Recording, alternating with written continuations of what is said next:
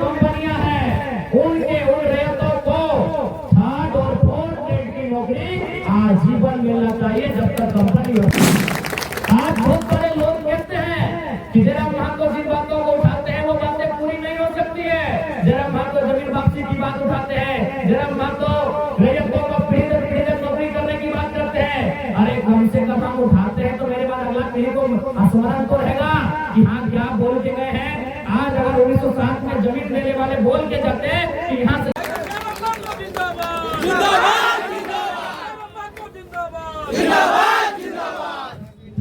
हमारी नेता कैसा हो, हमारी नेता कैसा हो, हमारे नेता कैसा हो।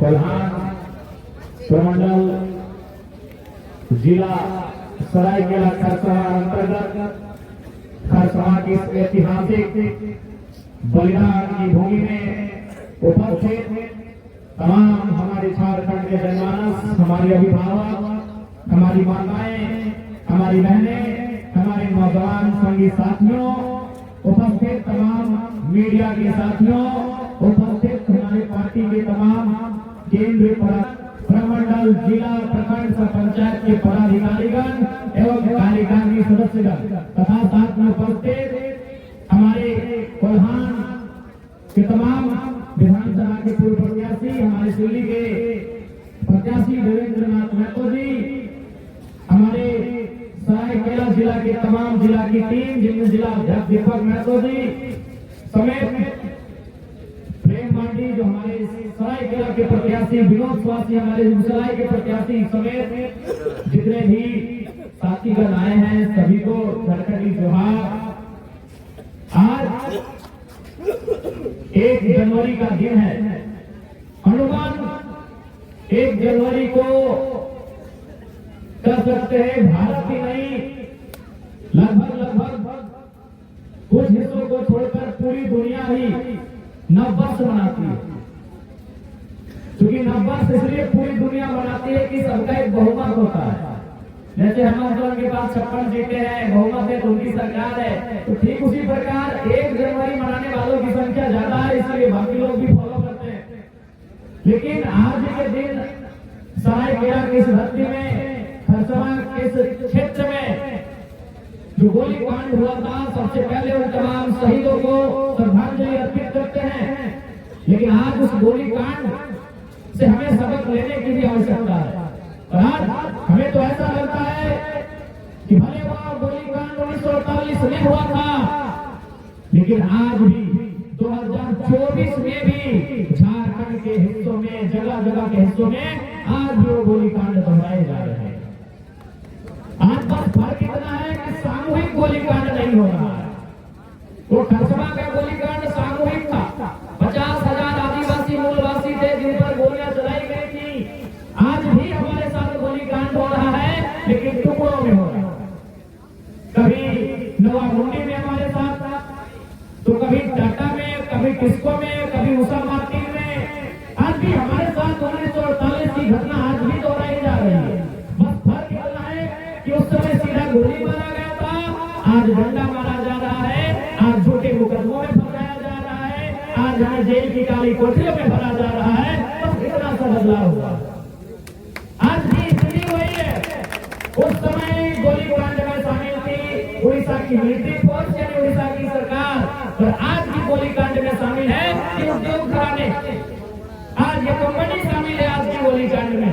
हम तो कोल्हान आए हुए थे श्रद्धांजलि देने के, लेकिन कल शाम से लेकर अभी तक लगभग हमें 1 दर्जन आवेदन मिला है, 1 दर्जन शिकायत हमें मिला है। उन शिकायतों में क्या लिखा है कि नवा मुंडी में किसी ने हमारी जमीन पर पाइपलाइन बिछा दिया है, किसी ने हमारी जमीन पर कारखाना बढ़ा दिया है, लेकिन हमें आज तक मुआवजा नहीं मिला।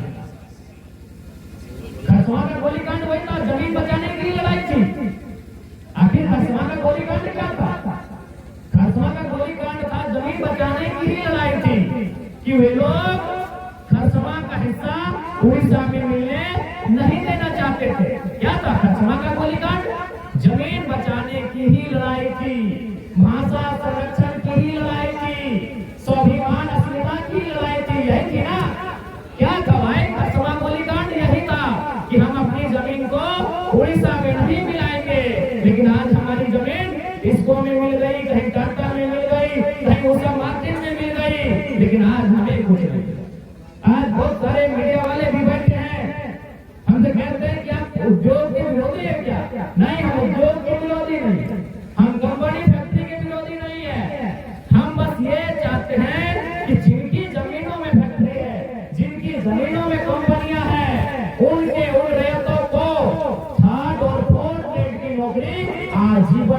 चाहिए जब तक कंपनी और फैक्ट्री रहेगी। कोई उद्योग के विरोधी नहीं भाई। ये कुर्ता उद्योग से बनता है, ये जींस उद्योग से बनता है, ये मोबाइल उद्योग से बनता है, ये माइक उद्योग से बनता है, ये रुमाल उद्योग से बनता है। उद्योग का विरोधी कोई नहीं है, बस हम कुछ सुधार चाहते हैं, हम कुछ परिवर्तन चाहते हैं और वो परिवर्तन मामूली है। आज टाटा की बात करिए, आज टाटा का संपत्ति 20 लाख करोड़ रुपया है। आज टाटा का पूरी दुनिया में नाम है, अच्छी बात है। लेकिन मेरा एक सवाल है कि जिन लोगों को टाटा ने जमीन देकर बसाया था, क्या आज उनके पास 2 करोड़ की प्रॉपर्टी है? तो मेरा तो बस एक रिटर्न सवाल है हमारा। जी हाँ, टाटा की संपत्ति 20 लाख करोड़ की है, लेकिन जिन लोगों ने टाटा को जमीन दिया, क्या वे लोग 2 करोड़ के भी काबिल हो पाए इन 100 सालों में? बस यही तो मेरा सवाल है। हम उद्योग के विरोधी कब से हो गए? हम कंपनियों के विरोधी कब से हो गए? बस हम आपके तरीके के विरोधी हैं, और अगर यही तरीका आपका रहेगा तो कल भी हम आपके विरोधी रहेंगे। आज बहुत सारे लोग कहते हैं कि जयराम महतो जिन बातों को उठाते हैं वो बातें पूरी नहीं हो सकती है। जयराम महतो जमीन वापसी की बात उठाते हैं, जयराम महतो रैयतों को पीढ़ी नौकरी करने की बात करते हैं। अरे कम से कम हम उठाते हैं तो मेरे बाद अगला पीढ़ी को स्मरण तो रहेगा कि हाँ क्या बोल के गए हैं। आज अगर 1907 में जमीन लेने वाले बोल के जाते कि यहाँ से यहाँ जमीन हमारी है, तो आज 2024 में मालूम होता कि वो जमीन हमारी है। आपने बोला नहीं इसलिए आज भूल गए हैं। आज जयराम महतो कम से कम बोल रहा है, इसके बाद वाली पीढ़ी को भी जानकारी में रहेगा कि जयराम महतो क्या बोल के गए। लड़ाई चलती रहेगी। आज लड़ाई हम कई वर्षों से लड़ रहे हैं, कई दशकों से लड़ रहे हैं, हमें लगता है सैकड़ों 100 सालों से लड़ रहे हैं, लेकिन लड़ाई लड़ रहे कि नहीं? चूंकि हमें मालूम है, तो ठीक उसी प्रकार आज अगर जयराम महतो मुद्दों को उठा रहा है, अरे आज पूरा हो या ना हो, आने वाली पीढ़ी भी मुद्दों को उठाएगी। आज अगर हम ना बोले, आज अगर हम गूंगे हो जाए, तो आने वाली पीढ़ी को आइडिया ही नहीं है।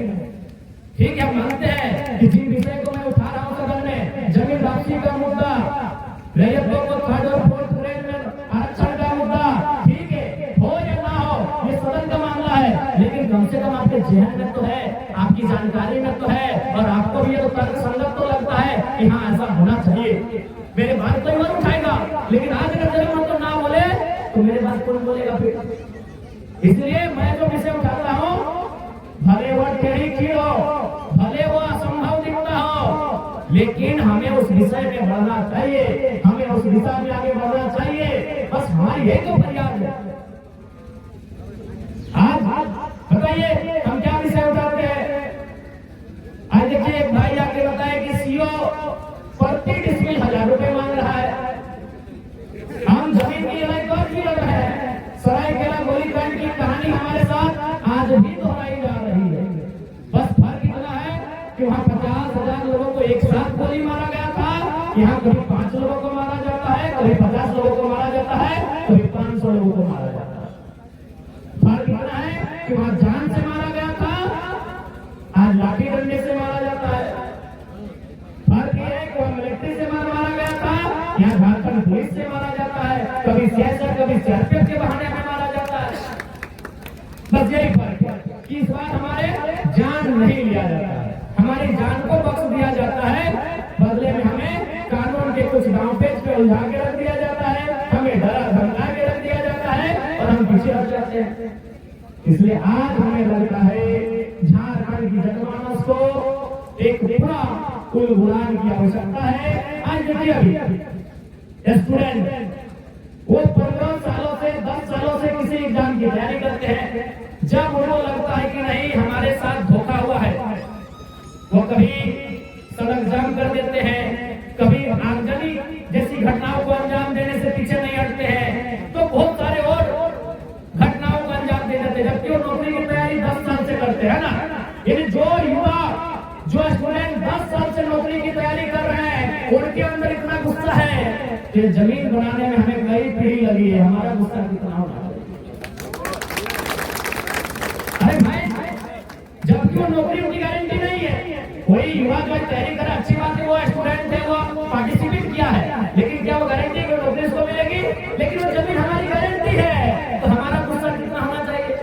एक 10 साल की नौकरी की तैयारी करने वाला युवा गुस्से में इतना आग कि सड़क को रोक के रख देता है, रेल और बसों को रोक के रख देता है, तो सोचिए जो कंपनियां हमारी जमीन मनमाने ढंग से ले रही है, जिस जमीन को बनाने में कई पीढ़ी लगा, एक पीढ़ी में जमीन नहीं बना होगा और कई पीढ़ी तो लगा ही लगा है, साथ में कई 100 सालों से जमीन हमारे पास है। अरे नहीं करने से भी कम से कम मुगल काल से तो जमीन हमारे पास है, अंग्रेज काल से पहले की जमीनें हैं, ये तो सभी जानते हैं। यानी 300 से कम किसी का जमीन नहीं है, 400-500 साल से कम का जमीन किसी का नहीं है। तो 10 साल में जो नौकरी की तैयारी करने वाला युवा गुस्सा हो सकता है, तो 500 साल की हमारी जमीनें हमें कितना गुस्सा आना चाहिए, उन किसानों को कितना गुस्सा आना चाहिए, उन रेतों को कितना गुस्सा आना चाहिए कि नहीं आना चाहिए।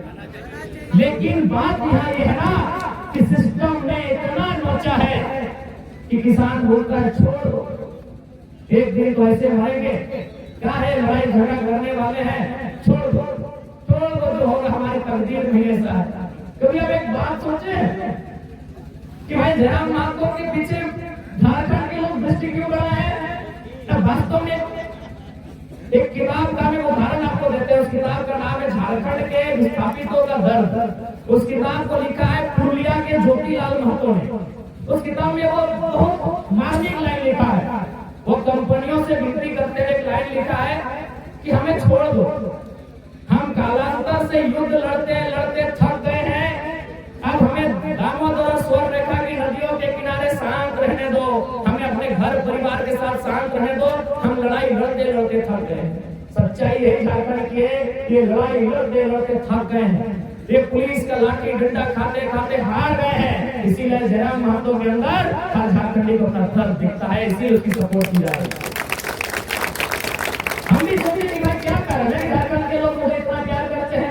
कारण यही वही एक लाइन कि हम लड़ते लड़ते थक चुके हैं। उन झारखंडियों के इस लड़के में लड़ने का जज्बा दिखा और कोई दूसरी बात नहीं। एक